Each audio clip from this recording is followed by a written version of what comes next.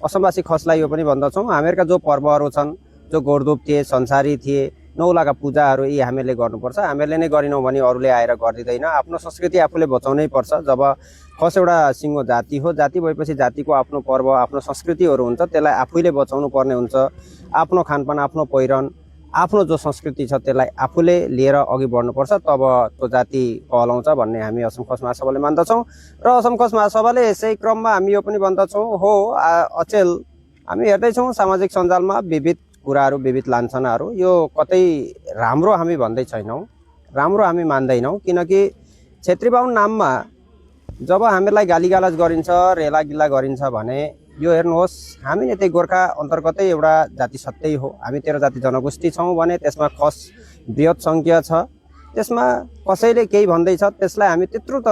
गुरुत्व दिने हामीले पनि गरेका छैनौँ त्यही पनि हामीलाई पनि नराम्रो लाग्दो रहेछ विभिन्न क्षेत्री बाहुन शब्दमा जब हामीलाई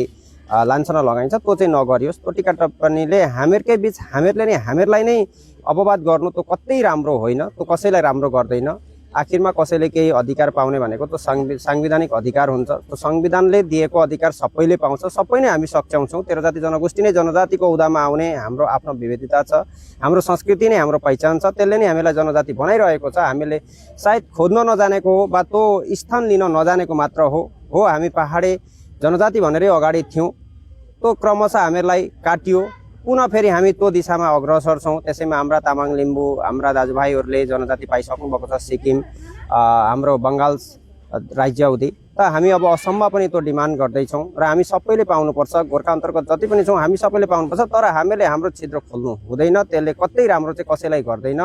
मैले अर्कालाई तान्ने चाहिँ व्यवस्था गर्नुपर्छ त्यसलाई खुट्टो तान्ने होइन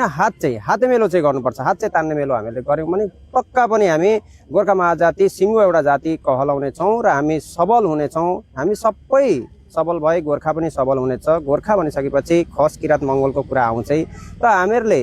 एक आपस मिलेर हामी लडौँ हामी 13 जाति जनगोष्ठी ऐक्य भएरै अघि बढौँ हामीहरूका संस्था आक्सु सम्मेलन अनेसा जस्ता बृहत संस्था छन् संस्थाहरूले हामीलाई सहयोग गर्नुभएको छ विविध समयमा हामीलाई बोलाउनु भएको छ सुविधा असुविधाहरू सोध्नु भएको छ र यसरी नै हामी अघि बढ्नुपर्छ सबै संस्थालाई हामीले सहयोग गऱ्यौँ भने पक्का पनि हामी सबैको नै उन्नति हुनेछ सबैको प्रगति हुनेछ हाम्रा डिमान्डहरूले ठाउँ पाउनेछ भन्ने हामी असम खस महासभाको तर्फबाट सबै संस्थालाई आह्वान गर्दछौँ आउनुहोस् जुटौँ हामी नफुटौँ हामी जुटेरै काम गर्नुपर्छ